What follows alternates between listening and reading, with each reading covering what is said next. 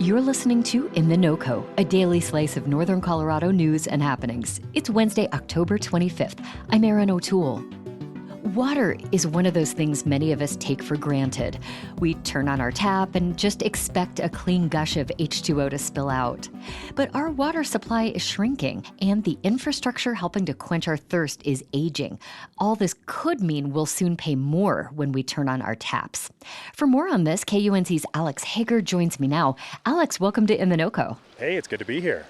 All right, so before we dive in, I actually hear something in the background. Are you actually out creekside right now? Where are you?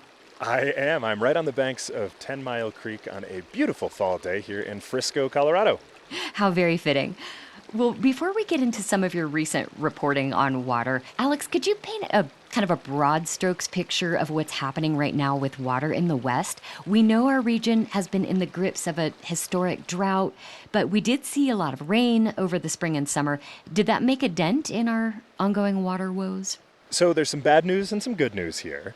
The bad news is rain does not do a lot to tip the scales. It's really good to have rain, right? It helps suppress fire. It keeps all that vegetation really wet during the normally dry period over the summer. It's really good for farms and ranches, but it doesn't really tip the scales when we're talking about water supply in the Colorado River. The good news, though, is that snow is the major indicator of how much water will be in the Colorado River any given year. And last winter, we had a lot of it. We broke some records here in Colorado, and snow that falls in Colorado makes up 2/3 of the water that ends up in the Colorado River system. So all things considered, we are looking pretty good. Okay, good to know. And so then where are we with the Colorado River? I know states that rely on that water are coming up on another important deadline as they shape a plan for sharing the water more equitably. What's the status of that? Right now, the big red circle on the calendar is 2026. That is the deadline to come up with new rules for how the Colorado River water is shared. So recently, we actually got a little window into where the major players are at in terms of Colorado River negotiations. The federal government asked for comments on their plan to reshape those guidelines. There is one optimistic note among those comments. Pretty much everyone agrees that we need new rules and that they need to be more in sync with the current reality. The fact that climate change has really depleted the amount of water in the Colorado River, and we need to come up with a new plan that accommodates the fact that there's much less to go around. There is some bad news, though. There is not a lot of agreement on how exactly we get to those new rules. The 7 states that use the river, they submitted comments to the federal government, and their needs are very different. There are 30 federally recognized tribes in the Colorado River Basin. They say they want more of a voice in negotiations. There are boaters who use major reservoirs. There are environmentalists who are advocating for the plants and animals along the way, and just about everyone in between.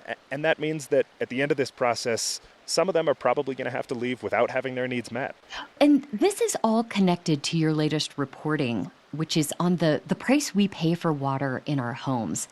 You open the story with a thought from Water Director Mark Marlowe in Castle Rock, and I wanted to play that because his words really touch on how we take tap water for granted.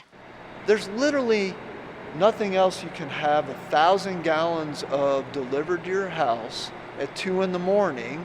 for a few bucks. So yeah, if you look at it that way, perhaps it is too cheap. But Alex, most of us don't open up our water bills and take a look and think, wow, this is so inexpensive. So why is it that some water experts are saying the cost is too low? I talked to experts from Colorado to Arizona, and they all agreed that water should and probably will be more expensive in the coming years and decades. So my first thought is that this has to do with that shrinking Colorado River. I'm no economics major, but I figure less supply, steady demand, right? That's an equation we're all familiar with. But what I found out is that is not the main reason that water is probably going to get more expensive. It has a lot more to do with aging infrastructure. All across the region, our pipes are getting old. We need new ones. We need upgrades to our water treatment facilities. And a lot of that has to do with the fact that so many of the urban areas in this region had big population booms right after World War II. And we put in infrastructure to meet those growing cities. But a lot of pipes, they last about 70 years. And so they're all coming due at the same time. But I talked about that with Catherine Sorensen. She's the former director at Phoenix Water. All of this is very expensive infrastructure. It's concrete, it's iron, it's steel. And it needs to be replaced. And the cost of all those materials, the cost of labor, the cost of doing construction have all gone up. Sorensen is now a researcher at Arizona State University. She said all of those costs, they end up getting passed along to water users, and water utilities are doing what they can to spread that out over years and even decades so they don't get too much pushback. Well, so maybe the way for us to think about rate hikes is that planned replacement of infrastructure is probably cheaper and better than having to do emergency repairs or fixing bits of it piecemeal. Absolutely. That is exactly what the folks at Denver Water talked about when I went out with them to watch lead pipes getting replaced in action. They said they are trying to keep the water flowing 50, 100 years into the future, and that is why they're spending $1.9 billion over the next decades making upgrades. You also reported about Castle Rock, which has some notable practices in place for reusing water. Could you talk about that a little bit? So this is where that idea of the shrinking Colorado River comes in. This is how that decreasing supply starts to show up on water bills. So as the Colorado River and as water supplies get smaller, cities that use it are looking to stretch out the water they already have. They have finite supplies, but a lot of times they're legally allowed to use it multiple times over. So they install new tech that helps them filter that water to a really high standard, so it's safe for drinking, and get 3, 4, 5 times more uses out of a single molecule of water. That is the case for a lot of places that get their water from the Colorado River. It is also the case in Castle Rock, where they get the majority of their water from an underground aquifer that is also shrinking. So after water leaves the sewage treatment plant, it goes back in the creek, and then they just have an intake a little further down the creek that pulls it out, filters it so it's safe to drink, and puts it back in the system. They're also investing in systems that cut out that middleman of the creek, basically taking water directly from the sewage treatment plant on the output end, cleaning it up through really high-tech filters and other cleaning techniques, and then putting it directly back into the drinking system.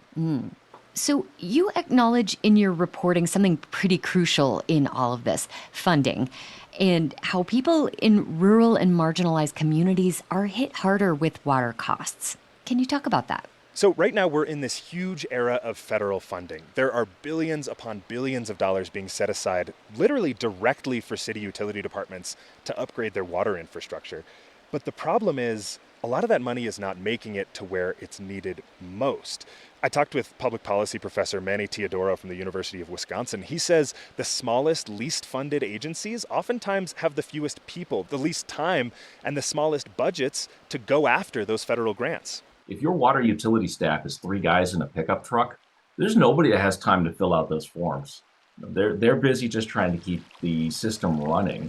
So Teodoro said that this era of federal funding, it's going to help. It's going to help a lot of water utilities adapt to a climate change future where there is less fresh water to go around. But it is not the be-all and end-all to this long-term problem. Well, Alex, thank you so much for your reporting on this, and thanks for breaking it down for us today. It's so good to be here. Thanks, Aaron. You can find Alex's reporting on all things water at kunc.org. That's it for us today here on In the NOCO. Our producer is Jocelyn Mesa Miranda. Robin Vincent is our executive producer. I'm Erin O'Toole. See you next time.